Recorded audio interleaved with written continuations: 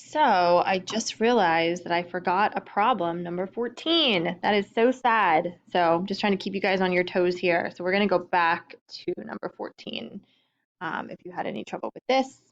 So it says write an equation that represents a line, and it gives you these 2 points here. So the first thing you need to do is find the slope. So we're going to use our y2 minus y1 over, make sure you do x2 minus x1. Okay, so we're going to get -4 over -10, which simplifies to +2/5 for my slope. And then from here, I need to find the b value.